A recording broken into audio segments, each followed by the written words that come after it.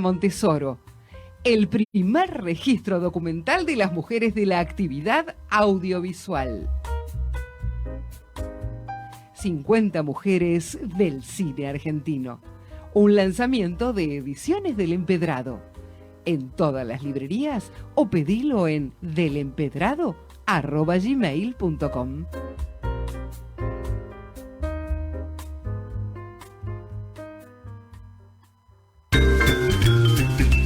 GPS Audiovisual Radio. Todos los miércoles a las 19 horas, el protagonista es el cine argentino. En la mirada de Julia Montesoro, un programa con perspectiva de género que nuclea a toda la industria cinematográfica del país. Lo escuchás por Radio Tren Topic.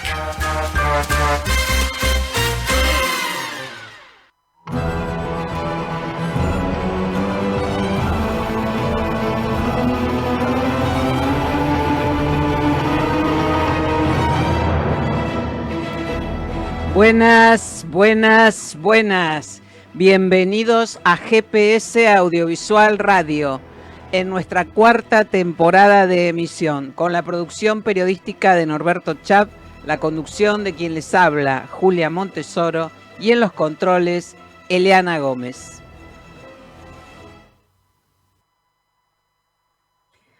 Luciano Cáceres acaba de regresar de España.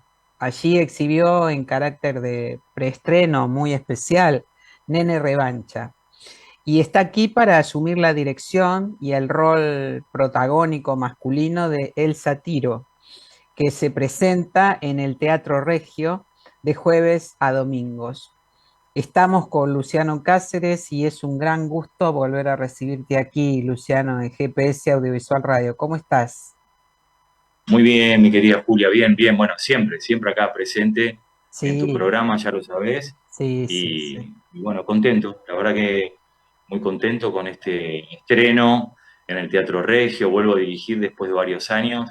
Si bien El Ardor estuvo reestrenándose, hizo varias temporadas en Uruguay y eso, desde antes de la pandemia no tenía un estreno nuevo como director y terrible obra, la que me toca volver y encima también actuarla. El Sátiro es una obra de Gonzalo de María, que toma al personaje de Eugene O'Neill en dos momentos de su vida.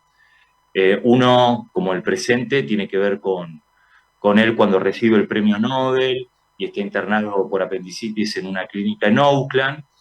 Y aprovechando la anestesia de esta operación, su mujer Carlota Monterrey, actriz, y bueno, este matrimonio era muy potente en esa época, titulares de los diarios, escandalosos, borrachos, adicciones varias, violencia muy tóxica. Aprovecha esa anestesia porque sabe que tiene un pasado en Buenos Aires y hay una posible primera obra.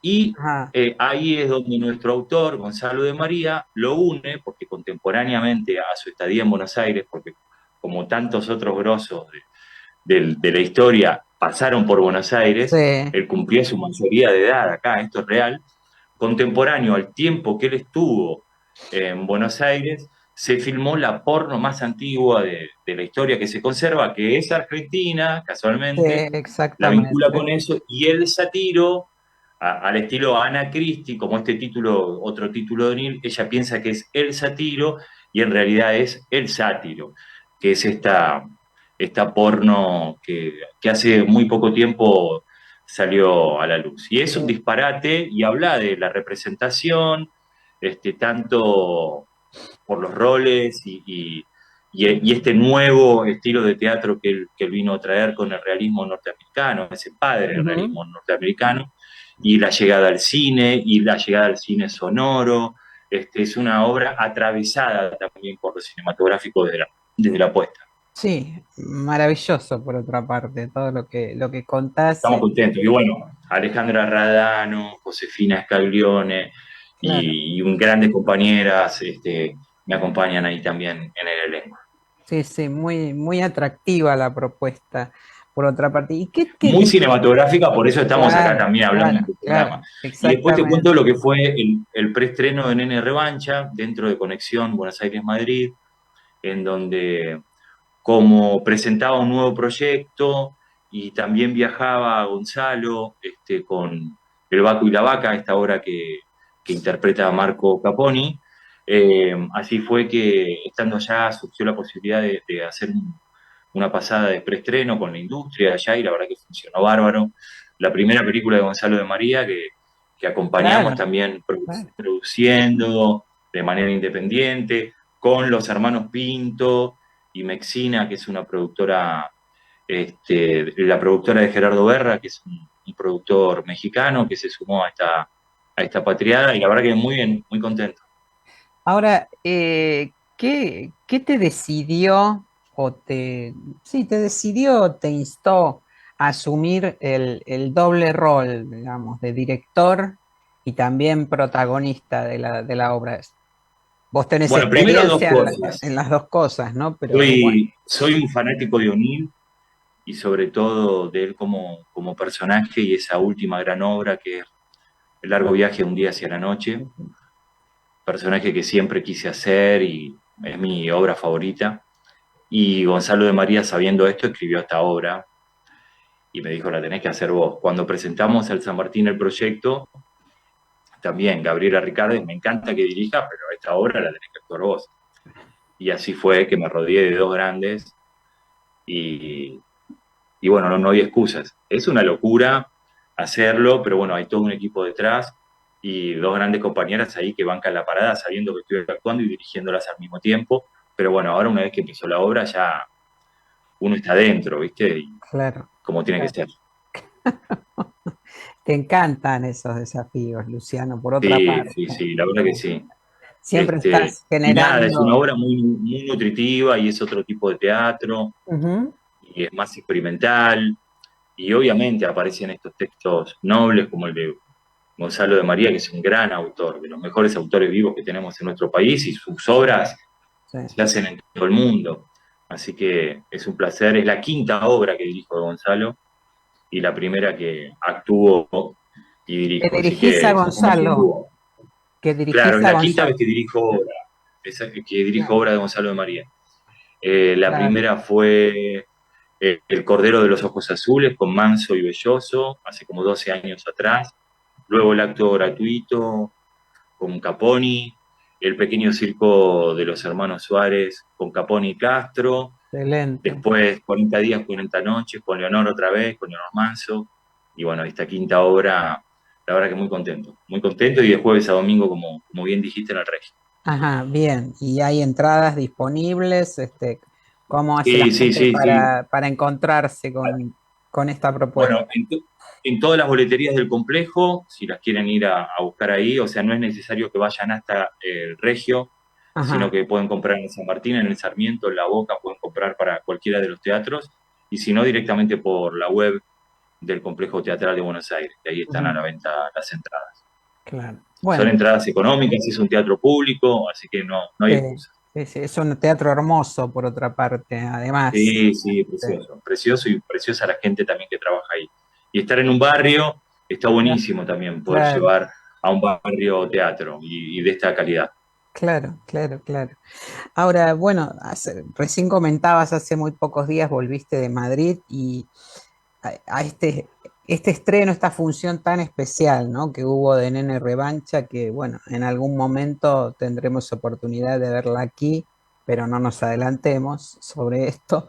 No, no, no. Digo, Prontamente noticias porque empieza ya por festivales, empieza ahí con ajá, los estrenos en los ajá. festivales, y ahí va, ya te vas a enterar de todo, Julia, como siempre. Sí, sí, Así sí, sí, que estamos atentos.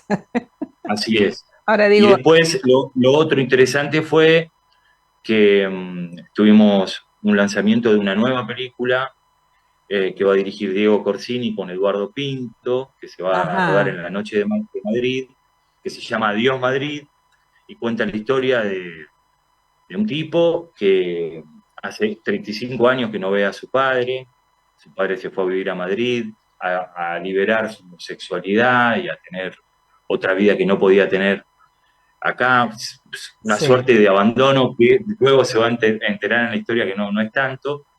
Pero bueno, está totalmente terminal y recibe un llamado telefónico que es el pariente más directo y es el único que puede autorizar para que lo desconecten. Entonces este tipo tiene que viajar a Madrid a hacer ese trámite y a reencontrarse con ese padre, pero ya no poder hablar porque está en coma, pero va a conocer quién era su padre con todo su entorno y todo lo que va a pasar esa noche hasta que tiene que tomar la gran decisión, ¿no? Ujú. La verdad que es un proyecto muy lindo, también autogestivo, y ese lanzamiento fue muy, muy bien recibido ahí en Conexión Buenos Aires-Madrid, en Casa de América. Y bueno, prontamente fecha de arrancar el rodaje O para la sea, segunda parte de este año, así que volvemos a Madrid vas a unos tener días a que filmar. volver a Madrid. ¿Qué va a hacer? Así es, así es. Ahora, eh, eh, ¿qué es lo que te motiva, te atrae a aceptar un rol? ¿Qué es lo primero que te surge? En Bueno, este primero el caso, guión, bueno, obviamente, ¿no? claro. El guión siempre. Después muchas veces con quién me va a tocar compartir, desde la dirección, o muchas veces, mirá, yo hice una película que se llamó Las Glorias del Tango, Sí. Fermín, Las Glorias del Tango, que la película está muy bien, pero yo tenía que hacer los flashbacks de Héctor Alterio y Héctor hacía creo como 15 años que no filmaba en la Argentina. Y entonces yo dije, yo la hago, pero si puedo estar ahí viendo cómo labura Héctor. Para mí, Claro. esa película fue ir a ver cómo trabajaba Héctor, que después, por su agenda, vino después de yo haber filmado mi parte, pero no importa, yo me fui a rodaje, me sentaba ahí y lo miraba no solo frente a cámara, sino que lo miraba más como él se quedaba sentado esperando y, y cómo luego se encendía la cámara y estaba ahí muy presente. Para mí, esa experiencia Claro. fue ir a ver cómo laburaba este grande, ¿no? Este gran maestro por sus laburos. Y, y después muchas veces es por afinidad, o sea, haber hecho Nene Revancha fue acompañar el proceso de más de 25 años de amistad y de trabajo con Gonzalo de María, que se mandaba a hacer su primera película y cómo no voy a estar, Ujú. aportando mi experiencia y acompañando a un amigo. Y ahí estoy. Después estoy en otros trabajos que por ahí este, también me motivan desde lo económico, no te voy a decir que no, No, Julia, claro. hay veces que esos son los que me permiten hacer otros proyectos más independientes, ¿no? Ujú. Ahora, lo de Gonzalo de María es un intercambio. Bueno, recién decías, tienen muchos años de amistad y han trabajado juntos desde distintos roles, pero en este caso, acompañar su debut como director de cine, ¿qué, cu- qué- cómo lo jugás vos esto? Que tenés además una larga Mirá, trayectoria en esto, cine. esto fue así, él en pandemia escribió el guión y yo venía leyendo guiones y le dije, este guión es muy potente y lo tenés que dirigir vos, porque el mundo de Gonzalo de María es muy particular, tiene una mirada tan nutritiva, culta y tanto bagaje encima, eh, que era clave que él se ponga a las órdenes. Y con tantas obras dirigidas y eso, digo, nosotros armamos el equipo para que vos estés cómodo. Técnicamente se sumó Fernando Lugones en la dirección de fotografía, el director de Sí, fotografía del Desarmadero, por ejemplo, y, y así se fue armando el equipo. Y no solo estuve como actor, sino que también estuve ayudando en la producción y haciendo sándwiches también, ¿eh? O sea, y cargando equipos y llevando y trayendo ajá. compañeros, así, fue una peli hecha muy, muy a pulmón. De forma Y después independiente, claro. se sumó también la gente de Rodríguez, como en el Desarmadero, que ahí nos facilitaron locaciones para poder filmar y la verdad que estuvo buenísimo. Hicimos otra peli, así totalmente a Ajá, pulmón. ajá. Y la peli Y- tiene una factura técnica y la música original de Axel Krieger, o sea, de verdad alta peli y no podían creer ahí cuando hablábamos en cómo la filmamos, en el tiempo, en la forma de producción. En Madrid no entendían, pero ¿cómo? Y la gente iba igual, y sí, y un día, sí, y bueno, sí, y conseguimos esto y se necesitaba otra cosa y había que ir a buscar tal cosa y aparecía. Y bueno, un poco la forma de producir teatro independiente ya Ujú. también, bueno, hicimos muchas películas con los hermanos Pinto y ahí Sí, este, se, no nos privamos de nada, la hacemos igual con los recursos que tenemos. sí, sí, sí, sí, sí, y salen muy bien, pero bueno, justamente creo que por esta dedicación que le ponen, ¿no? Y No, no, y tienen, además hay algo ahí que sentís que la película es tuya, ¿viste? Que no es solo que claro, de verdad hay algo que se vuelve muy genuino y potente, que nuestro cine está muy relacionado con nosotros, con el afecto al oficio, al cine y al hacer y salir a la aventura. No sé, y sobre todo cómo se dimensionó luego de estar tan parados con la pandemia y todo eso, ujú, ¿no? sí, Entonces hay algo ahí que el hacer nos potencia y hay que hacer, claro, bueno, vale la pena.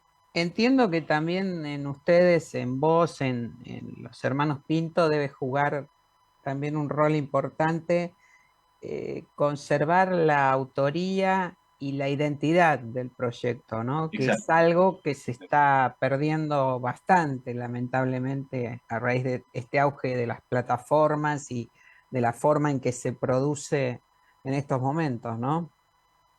Sin duda, sí, sin duda, porque bueno, y además pasan por un montón de focus group y un montón de gente que opina desde otros lugares, que bueno, también saben cómo vender sus productos y yo los consumo y los hago también. Sí, sí, Pero sí.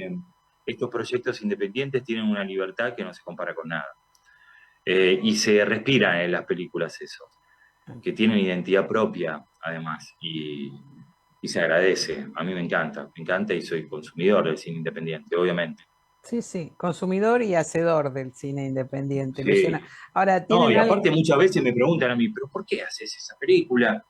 Si no te pagan o no sé qué, digo, pero este personaje por ahí a mí no me llama a un productor más potente para pensar que yo puedo, digo, en Nena Revancha yo hago un boxeador ciego, inspirado en un boxeador real Sí, que pude conocer, un gran campeón argentino, que fue Luis Bazán, y tuve encuentros con él, ver cómo, cómo se movía con esta pérdida de la visión, y después tuve entrenamiento de boxeo para ciegos con un pibe muy joven que ideó un sistema para boxear ciego. Tuve toda una preparación sí. hermosa y un desafío que vale la pena, más allá de lo económico. Digo, yo no estoy feliz de poder haber arriesgado lo que arriesgo en la revancha. Claro, claro. Bueno, qué ganas de verla, ¿eh? Luciano. Pronto, ¿Tienen, pronto. con Gonzalo de María, les quedan tiempo para otro nuevo proyecto? ¿Tienen algo en mente o simplemente Estamos ahí en un nuevo proyecto, en dos nuevos proyectos, así que vamos a ver. Le teatro y entusiasmó lo del cine? cine. Claro, Hay algo ahí del cine, le gustó y está craneando algo nuevo. Y después posiblemente hagamos algo que tenga que ver con la magia. Así que estamos investigando. Todavía no bueno, te puedo contar nada, pero ahí estamos. bueno, bueno. Avisa cuando puedas y largamos Ok, nota, ya sabes. así es. Bueno, Así es. entonces, Elsa Tiro, que así se llama, pese a que la alusión es a otro tipo de cuestiones, se presenta de jueves a domingo en el Teatro Regio de Buenos Aires, con dramaturgia de Gonzalo de María, dirigido por Luciano Cáceres, protagonizado por Luciano Cáceres, Alejandra Radano y Josefina Scaglione. Te agradezco muchísimo este contacto y bueno, lo mejor, como siempre. Gracias, No, Luciano. por favor, gracias a vos, a tus órdenes siempre. Y bueno, saludo ahí a todos los que vean el programa. Un Hasta abrazo luego. grande. Chao.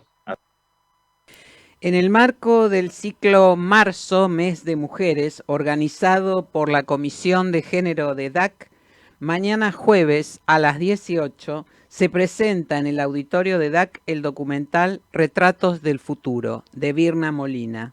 La entrada es libre y gratuita, con inscripción previa en el correo génerodac@dac.org. Es con C. Estamos con Virna Molina. Muchas gracias por recibirnos. Un gusto que estés aquí con nosotros, Virna. Un gusto, Julia. Bueno, Retratos del Futuro se va a ver la presentás en el marco del mes de la mujer, ¿no? Sí. ¿Encontrás resonancias feministas en la película? Sí, en realidad quizás como un poco como le pasaba a una de las protagonistas de la película, que es una trabajadora del subte, eh, Virginia Bouvet, que ella contaba que el feminismo no fue algo que ella pensó, sino que se le vino encima, es decir, en la acción misma, en la lucha misma que desarrollaron en el subterráneo, iban reivindicando, iban tomando posiciones que eran absolutamente feministas, pero sin pensarlo demasiado, era la acción misma. Y me parece que a nuestra generación medio que nos pasó eso también. Ujú. En el cine pasó muchísimo. Eh, y la película cuenta la historia de esa lucha del subte que yo estaba retratando y se interrumpe con la pandemia y a partir de ahí se va metiendo mi historia, mi vínculo con el cine y la forma de construir el lenguaje. Entonces ahí inevitablemente como mujer que reivindica la igualdad, ¿no es cierto?, de género y que reivindica la totalidad de los derechos plenos de existir y de desear y de crear, absolutamente se vuelve un relato feminista, ¿no? Claro, claro. Bueno, lo preguntaba precisamente por eso, porque el corazón de la película es en todo caso visibilizar la lucha de las trabajadoras del subte, que justamente a través de una organización de mucho tiempo logran ocupar lugares tradicionalmente reservados a los hombres, ¿no? Ahora, ¿vos crees en el cine como herramienta de cambio? Sí, sí, absolutamente. El Ujú. otro día charlaba con una de mis hijas, ¿no? Que son una generación nueva, que se recibió con Nicas, recibió hace poquito de FADU, y había un cineasta, no recuerdo ahora quién, decía que no creía que las películas transformaran nada. Y ella me miró y me dijo, qué raro eso, ¿no? Es imposible. Y le digo, bueno, ese era un debate muy grande en nuestra, por lo menos en nuestra época, que había una gran cantidad de gente que decía, no, el cine no sirve para cambiar nada, el cine es simplemente cine.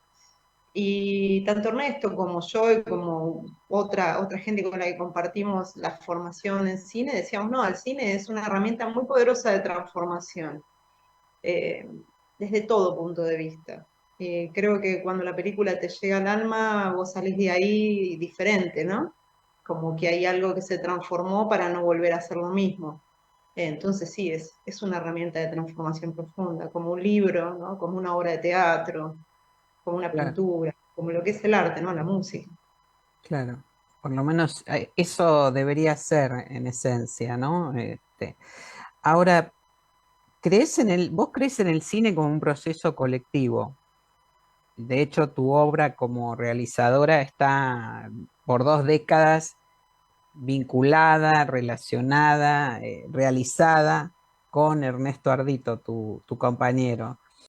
Sí, Y esta es tu primera película en solitario. sí. ¿Qué te determinó a hacerla de esa forma? Primero que era un tema que me interesaba solo a mí, el tema del futuro, el tema del futuro y el concepto de utopía, distopía vinculado con la lucha del subte y el rol del subterráneo como un elemento de modernidad en la ciudad y en lo que es el imaginario del cine, todo eso era algo que estaba en mi cabeza y que yo lo venía trabajando y que era algo que siempre se conectaba, ¿no? Yo venía por otros lados y había algo de eso que estaba, y Ernesto me decía, es tu tema, la verdad que yo no lo siento, no. De la misma manera que yo tampoco sentía la otra película que él hizo en paralelo, que es Sexo y Revolución. Sí, Mm. Entonces, de alguna manera, dije, bueno, yo la quiero hacer. Y empecé. Y como lo digo muchas veces después de la película, no fue nada fácil porque después de 20 años de trabajar colectivamente con otra persona, es muy difícil ir a la soledad, ¿no? A la soledad en el sentido profundo de encontrarse con una misma y tratar de, de dialogar hacia adentro, ¿no? Ujú, Cuando uno está acostumbrado permanentemente a la devolución exterior y al ida y vuelta. ujú, Una experiencia que a la vez acompañada por el aislamiento de la pandemia, lo cual le dio un contexto muy intenso a todo, demasiado diría yo. Pero a mí me sirvió mucho para entender que había cosas que, bueno, que si no las hago yo, digamos, no las relato desde este lugar, probablemente en el relato colectivo no tengan lugar. Entonces está bueno entender que son válidas las dos cosas, ¿no? El relato colectivo, pero también el relato individual es indispensable. ujú, Es indispensable porque suma a un relato colectivo que construimos todos, ¿no? ujú. Entonces, si uno no se anima a sacar esa voz propia, que me parece que a las mujeres nos cuesta mucho más.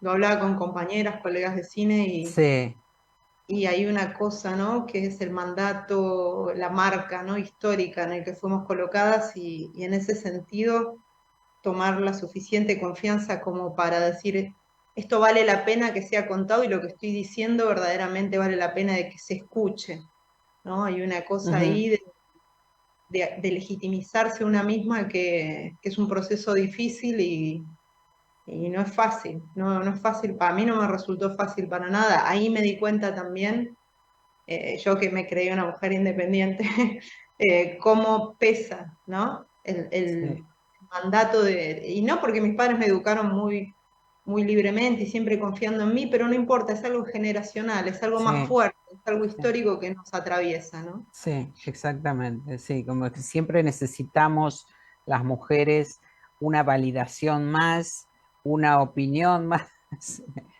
Y bueno, estamos descubriendo también que no siempre es así, ¿no es cierto?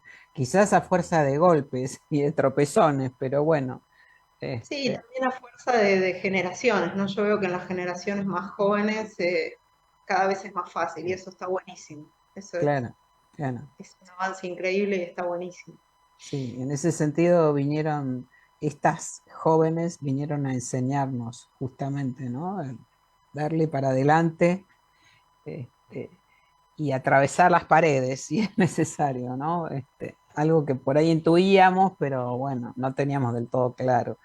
Ahora, bueno, Retratos del Futuro no deja de ser un documental político con una mirada crítica hacia las condiciones laborales y al mismo tiempo es experimental, pero a manera de ensayo filosófico.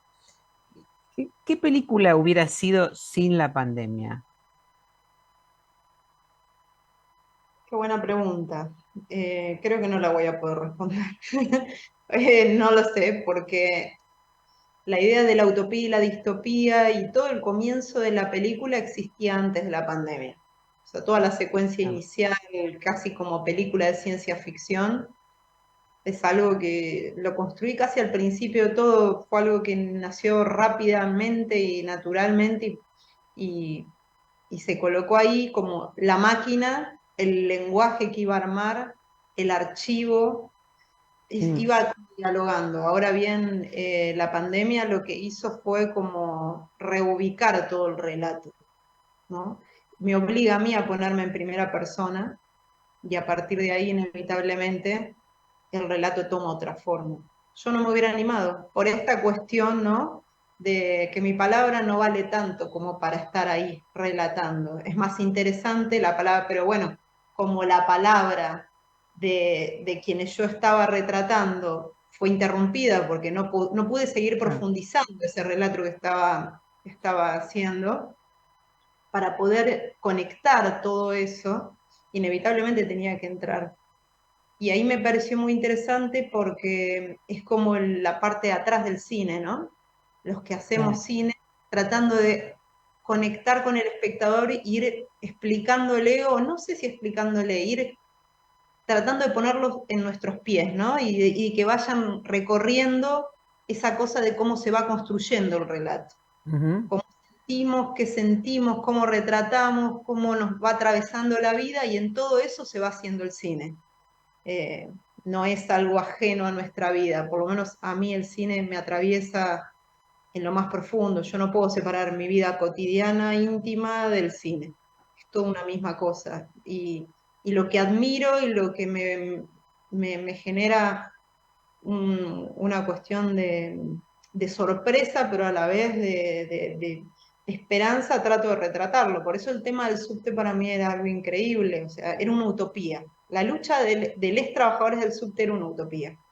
Y cuando empecé a retratarla, me fui quedando con ellas, porque ellas seguían muy viva su lucha, tratando de conquistar cosas que todavía estaban ahí, y hay como un motor nuevo, ¿no? En todo lo que es mujeres y diversidades dentro del subte, que siempre están proponiendo algo más allá de lo que significa lo sindical. Y eso es interesantísimo, porque están construyendo un nuevo sindicalismo, una nueva forma de entender la defensa de los derechos laborales de las personas en un ámbito de trabajo. Entonces, y lo interesante es que encuentran un eco favorable dentro del resto de los compañeros, ¿no? Obviamente, siempre dando lucha y difícil, pero hay como una situación. Entonces, eso es algo que me parecía alucinante y que vinculado con esta idea del futuro, de esa idea de esa sociedad de futuro utópica que luego se transforma en una gran distopía, pero que hay un germen ahí que todavía sigue, ¿no? Hay algo humano, hay un poder humano que es maravilloso y que creo que ahí está la gran utopía, no en el desarrollo tecnológico descomunal, ni en las grandes ciudades, sino en esa maravilla de poder conectar las personas y construir lógicas diferentes para vincularnos. Claro, sí. Que parecen a destiempo o fuera de época, pero que sin embargo van cobrando una vigencia, felizmente, muy, muy importante. Ahora, Retratos del Futuro recorrió varios festivales, ganó premios en distintos lugares del mundo, en Biarritz, en Ámsterdam, en Viña del Mar. ¿Qué percibiste? ¿Percibiste alguna nueva lectura o una lectura distinta en los públicos de otros lugares del mundo? ¿Qué te pasó con eso?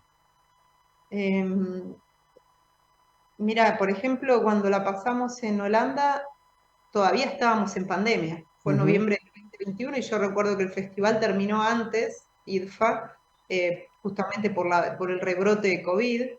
No se hicieron, el último día de proyecciones se cerró, y había un clima donde la pandemia todavía generaba como cierto, un temor grande, ¿no? O sea, y esta cosa de ver sobre lo que recién nos había pasado, pero lo que me impactó mucho que el público que se acercó a hablar y quedó totalmente conmovido con la película eran todas mujeres, todas. Fue muy fuerte eso en Ámsterdam. Y aparte de una cosa de muy, que era el primer público, ¿no? Muy fuerte el término de que éramos realidades completamente distintas y de golpe la identificación era total en el rol de la mujer, en la generación, ¿no? En esta cosa de la profesión, de lo que amás, y tus hijas, y tu familia, y todo ese vínculo y la historia. Después, cuando se fue alejando cada vez más la pandemia, la gente lo empezó a leer más como un relato de, es verdad, es lo que nos pasó. No, o sea, mi mente había borrado esto que vivimos. Y ahí empieza como a tomar una distancia interesante. Recuerdo una proyección en una universidad del conurbano que unos chicos me decían, es muy fuerte porque esta película va a pasar el tiempo y cada vez va a tener un valor más grande porque retrata tan profundamente ese momento que es como que ahora en lo inmediato tratamos de olvidarnos, de no pensar en eso que vivimos, pero a la distancia volvés a entender esa locura que fue, ¿no? El mundo detenido durante un año, las vidas, o sea, todo se transformó de una manera que no estaba pensado, ¿no? O sea, esa cosa que yo digo en la película, que los días de la semana carecían de sentido, o las horas del era como que vivíamos un no tiempo.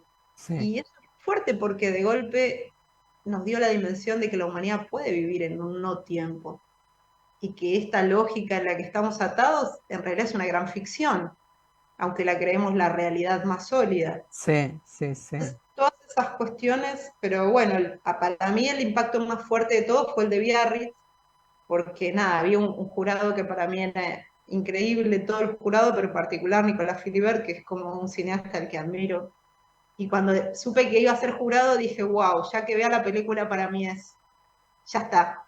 Ajá, Es como mucho y está buenísimo. ajá, ajá. Y fue increíble porque en la proyección el jurado no se iba y se tenía que ir después de la proyección y habían quedado impactados.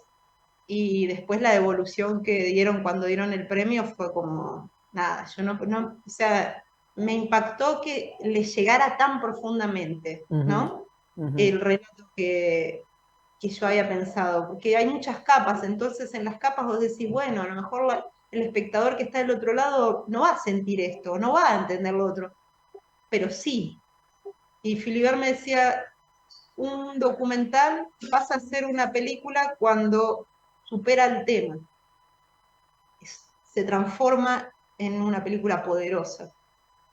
Y dice, esta película dejó el tema atrás, o sea, es tremendamente universal y es increíble cómo relatás ese mundo que se viene y desarma el mundo nuestro, el mundo analógico, el mundo en el que supimos nacer y crecer, Claro, ¿no? claro. Por eso hay Sí, algo muy sí. generacional ahí que tiene que ver con un mundo que está desapareciendo inevitablemente y que la pandemia nos dejó en evidencia eso, de una manera muy violenta en poco tiempo, ¿no? Sí, sí, sí, Eh, sí, sí, sí. Así que yo creo que como todo documental, que es lo maravilloso que tiene el cine documental, Retrato del Futuro existe porque la realidad hizo que existiera, porque es una película documental. Y yo salí a leer lo que estaba pasando. No me traté de atar a esa idea primaria y decir, no, no me voy a correr a este lugar, sino de decir, lo que está pasando está destrozando no solo la vida de todos los que estamos acá, sino el lenguaje, la película, las ideas que tenía dentro de Ujú. esta hipótesis. Entonces, eh, no sé, yo creo que eso es lo que más amo del documental, cuando uno se deja llevar por lo que está pasando y la realidad es como una ola, ¿viste? ¿Qué Te pasa? Sí, sí, sí, sí, pica y te tira, sí, sí, y, sí, y es sí. genial, es genial. Y para mí fue algo muy fuerte y fue hermoso que esa legitimación de una persona a la que yo respeto tanto, porque de alguna manera, entre tantos temores, ¿no? De lo que uno va a contar, y sobre todo cuando a veces tenés críticas que son bastante violentas, ¿no?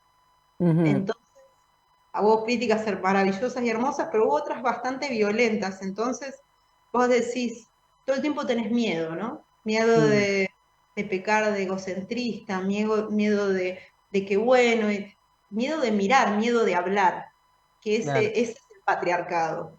Entonces, cuando alguien que es un colega, un compañero de cine te dice, dale para adelante con todo por acá, porque esto me llegó al alma, decís, bueno, dale, me voy a meter hasta la Cla- cabeza en la próxima y voy a seguir por ahí. Más allá del premio, es la palabra de esa otra persona o de esas otras personas, creo que es fundamental, porque Y, te da fuerza, ¿no? Te da y- confianza. y las reacciones del público, ¿no? Eso también es una validación muy, muy fuerte, supongo, Fue muy para, fuerte porque dos personas en la sala fue fuertísimo, porque dijeron, o sea, fue como que dijeron, bueno, a mí me remite a Godard. O sea, y Godard había muerto hacía muy poquito. Y sí. fue como, yo dije, bueno, no, es demasiado ya. Dije, no, o sea, estoy en Francia. Y lo dije porque para mí Godard es demasiado. O sea, es como... Pero sí hay evidentemente hay algo en los relatos que uno incorpora que es el cine que ama, el cine que uno admira Sí.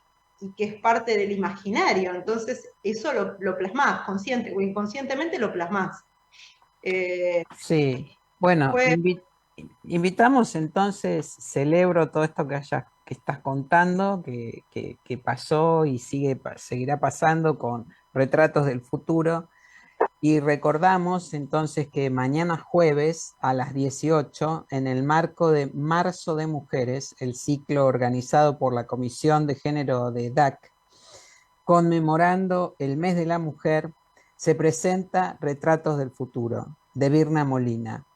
La entrada es libre, gratuita, con inscripción previa en el correo género.dac@dac.org.ar o en el sitio web cepac.org. Invitamos a seguir este viaje entonces de la mano de Virna Molina. Muchas gracias, Virna. María Aparicio estrena mañana en salas su segunda película, Sobre las nubes, ganadora del premio al mejor largometraje en la competencia argentina del Festival de Mar del Plata. Se trata de 4 historias en una ciudad en blanco y negro, de cielos nublados, que es justamente su ciudad, Córdoba. Estamos con María Aparicio. Gracias por acompañarnos, María. Hola Julia, no, gracias a ustedes. Para mí es un placer, la verdad. Bueno, muchísimas gracias, es mutuo. ¿Cómo surgió la idea de construir una película con 4 personajes que no se cruzan? ¿Por qué pensaste en 4? Mira, yo no es que había pensado exclusivamente en 4 protagonistas, pero sí desde el comienzo tenía esta idea de trabajar con múltiples protagonistas, digamos, porque sí había algo de esa idea de un poco más colectiva que implica habitar una ciudad que a mí sí me interesaba, ¿no? Entonces, a medida que yo empecé a escribir la película, fui delimitando estos personajes. En las primeras escrituras eran distintos, por ahí algunos hacían otros trabajos distintos a los que hacen en la película finalmente. Pero bueno, fue un poco a medida que yo lo fui escribiendo que fui entendiendo por qué, eh, bueno, el sentido de cada uno en realidad, y que el hecho de que, por ejemplo, sean 2 mujeres y 2 varones, que sean 2 personajes jóvenes y 2 personajes un poco más grandes. A su vez, todos los personajes secundarios con los que estos personajes interactúan y esta quinta protagonista que a su vez aparece en las historias. Eh, bueno, es como, a mí pensar en todo eso me ayudaba a delimitar escenas que tenían mucho que ver con cosas que yo había observado previamente en la ciudad. Entonces, bueno, eso estuvo desde el comienzo, la verdad, como esa Ujú, idea ujú, colectiva. ujú. ¿Y cuál es el elemento en común que buscabas remarcar en esos Ujú. relatos? Em, digamos, a mí me gustaba esta idea de que los personajes, como ya dijimos, que sus historias, los protagonistas no se crucen entre sí como en general ocurre en las películas corales, ¿no? Donde Ujú, sí. hay un punto en el cual las historias se cruzan. Bueno, a mí eso no necesariamente me atraía demasiado, entonces pensaba, bueno, ¿de qué otra manera se puede pensar en encontrar resonancias entre las historias de estos personajes? Y bueno, un poco lo que yo pensaba que unía estas historias era, por un lado, que sí habitan la misma ciudad, transitan por los mismos espacios, Ujú, recorren las mismas calles. Y por otro lado, el vínculo que cada uno de ellos tiene con el trabajo, ¿no? Con el lugar que el trabajo tiene en sus vidas, cómo los trabajos que hacen moldean un poco su cotidiano y su vida diaria, ya sea por el trabajo o por la ausencia del trabajo. Entonces, bueno, un poco ahí fue un trabajo muy detallado de escritura como para bueno, poder encontrar vínculos entre estos personajes a pesar de que no estén juntos en un mismo plano, ¿no? ujú. Entonces, bueno, fue complejo, pero eso eran las intenciones de la película, poder vincularlos a pesar de que, sí, vincularlos de una manera no tan literal, digamos. Claro. Bueno, la ciudad de Córdoba es una referencia omnipresente en cada relato, ¿no? Ujú, Y en ese sentido, ¿cómo estableciste el vínculo entre estos personajes y el entorno? ujú. Em, yo Más allá de esta básicamente, búsqueda que mencionaba recién, ¿no? sí, sí. Para mí eso nace muy directamente de la observación, ¿viste? Porque Yo, bueno, hay lugares del centro que los conozco muchísimo y que realmente también yo pensaba en espacios que me resultaran interesantes para filmar, ¿no? Entonces pensaba, por ejemplo, es lo mismo filmar en un bar que esté ubicado, qué sé yo, en una zona de la ciudad un poco más de moda, o sería más interesante pensar en un lugar que tenga ciertas características, que esté un poco escondido. Justo encontramos ese bar que estaba metido dentro de una galería, que también esas galerías son como unos indicios de otra Sí. época, que ya en este momento son lugares medios abandonados, como esos pasadizos medios olvidados del centro de las ciudades que lógicamente van cambiando con el tiempo. Entonces de repente ahí pensaba, claro, un bar que está dentro de una galería y que a su vez la cocina está adentro de ese bar y cuando, por ejemplo, cuando él intenta salir porque se queda encerrado, medio que se pierde en ese laberinto de pasillos, como si eso fuese casi un inframundo de la ciudad. Ujú, Bueno, todo ese tipo de cosas a mí me parecían siempre como que me gusta pensar en espacios que me resulten interesantes, ¿no? Para pensarlo desde la cámara, para pensarlo narrativamente también, ¿no? Porque hay mucho del espacio y del vínculo de los personajes con el espacio que para mí condensan un poco la centralidad de la narración muchas veces, ¿no? Porque, bueno, ahí hay muchos detalles que creo que hablan de los personajes. Y eso era algo muy importante en la película, porque ya que los personajes no se cruzaban, poder pensar en esas cosas se volvía como más relevante, ¿no? ujú, ujú. Sí, es esos entornos describen perfectamente a estos Ujú. personajes de tu Ujú. película. Ahora, ¿tu mirada sobre el mundo del trabajo y el dinero es deliberada? Digo, en ese sentido, Sí, ¿hay una lectura política o ideológica sobre estos temas? sí, sí, sí, o al menos es la intención. Lo que pasa es que también, digamos, para mí es difícil encontrar ese punto justo en donde uno pueda filmar en base a ideas claras, políticamente hablando, ¿no? Pero también pudiendo dejar un espacio para que, bueno, para que al fin y al cabo las contradicciones y las interpretaciones también puedan aparecer, ¿no? Eh, pero en mí es algo que lo siento, lo pienso mucho y que todo el tiempo creo que intento buscar maneras de que el cine pueda justamente abrir preguntas acerca de ciertas cosas. Al mismo tiempo es algo que me interesa hacerlo justamente a través de la ficción, ¿no? Como mediando esas ideas eh, a través de un relato que al fin y al cabo es una narración y que al fin y al cabo trabaja desde la emoción y desde sí, cierto sentimiento por estos personajes. Entonces, inevitablemente ahí hay que, en mi caso, ¿no? Como que intento como reelaborar esas ideas, ¿no? Ujú, Encontrar maneras de hablar de estos temas eh, desde la ficción y desde la puesta en escena, ¿no? Entonces, para mí eso es un ejercicio que me exige mucho y que me hace pensar mucho, entonces por eso también me interesa como poder hacerlo. ujú. Y que no sé, esto ya es una lectura mía, vos me dirás si es así o no, pero y que no haya una bajada de línea en esos discursos, Ujú. ¿no? Sino que justamente esto Exacto. que hablabas recién, de que el espectador o la espectadora tengan espacio bueno, para Sí, disentir, para acordar o para plantear nuevas interpretaciones, ¿no?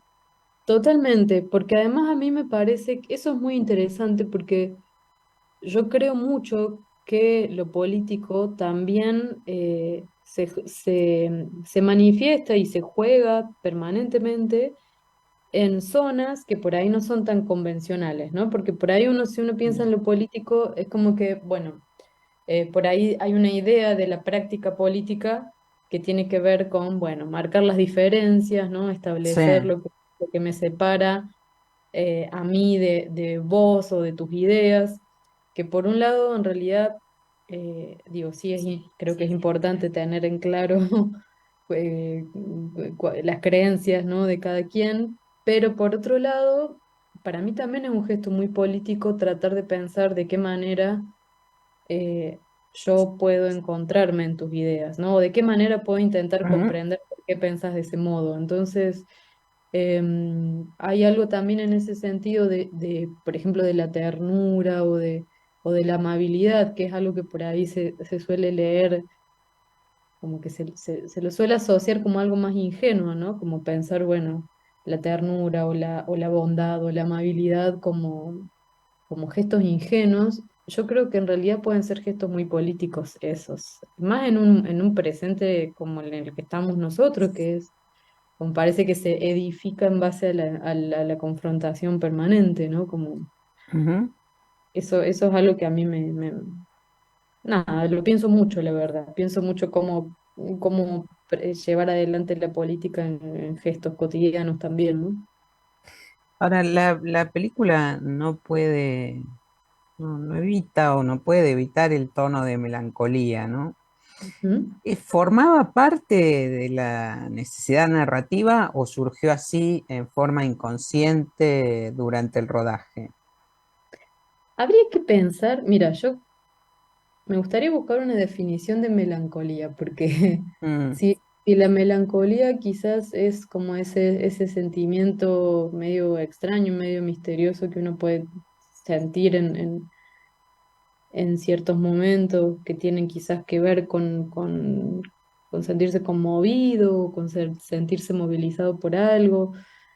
eh, digamos, hay algo para mí de la película que era muy importante y que es algo que me importa mucho en el cine en general, que tiene que ver con la emoción, ¿no? O sea, a mí me parece que la ficción siempre trabaja un poco desde la emoción y es algo que a mí me conecta mucho con la experiencia cinematográfica, ¿no? Con pensar en, bueno, ¿para qué hacemos las películas? ¿Por qué las hacemos? ¿Qué le pasa a una persona que va a una sala y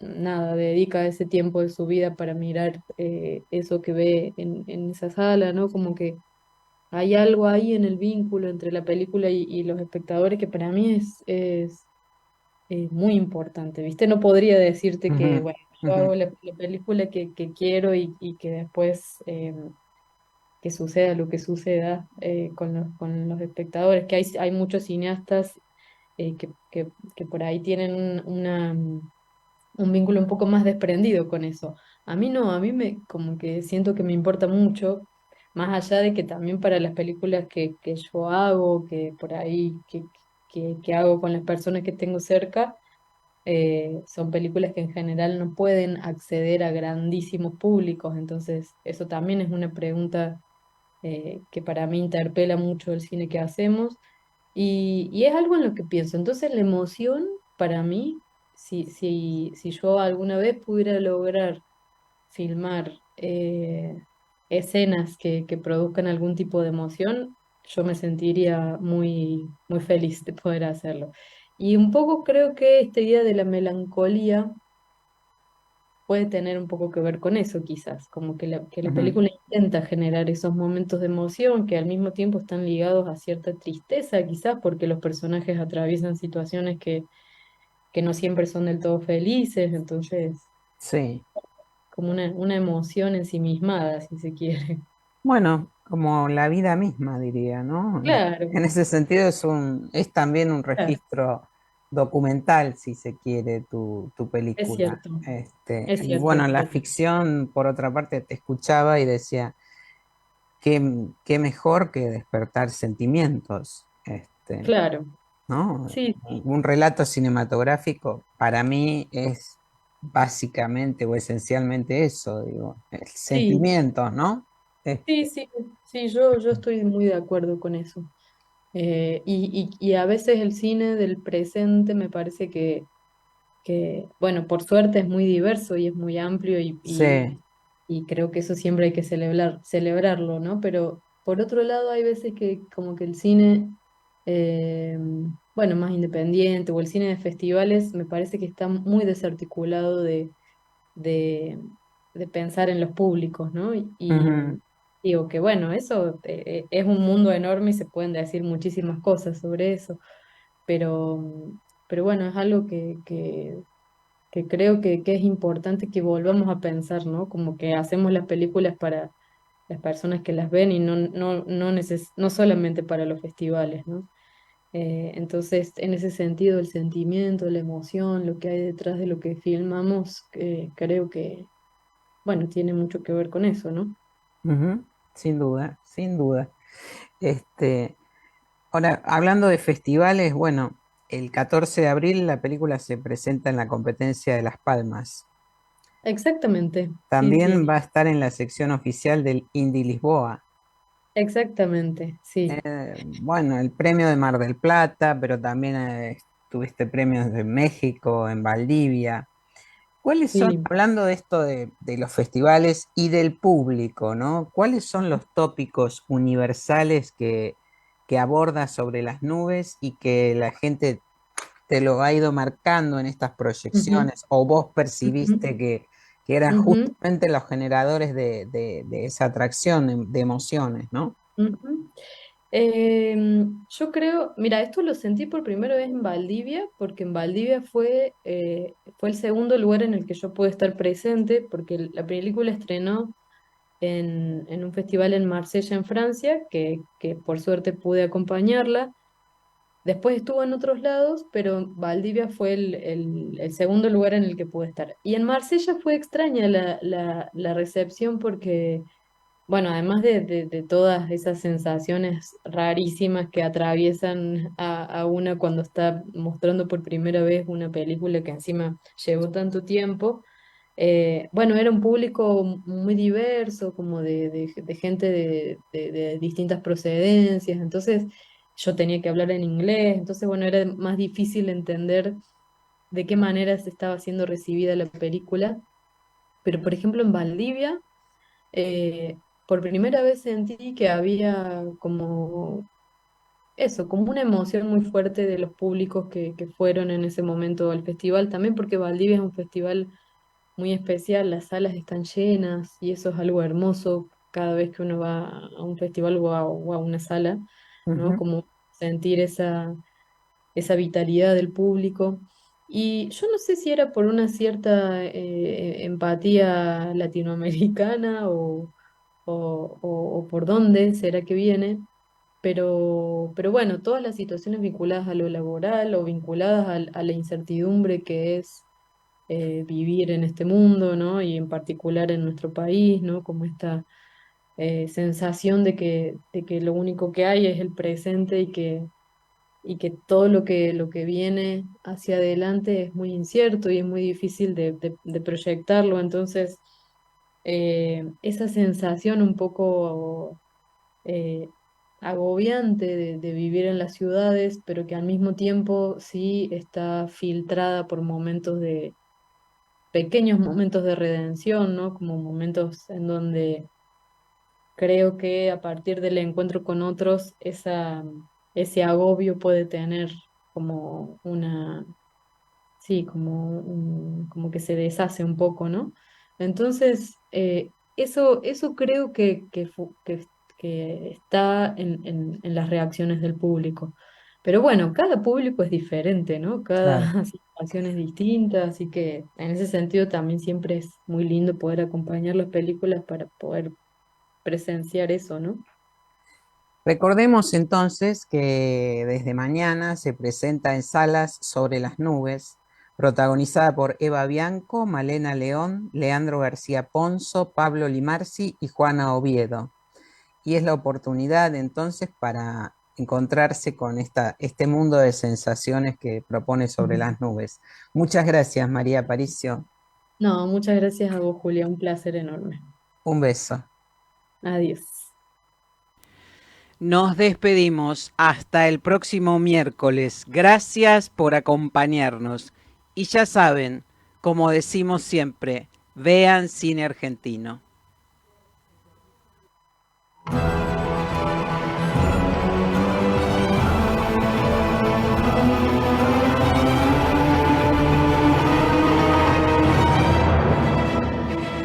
Esto fue GPS Audiovisual Radio.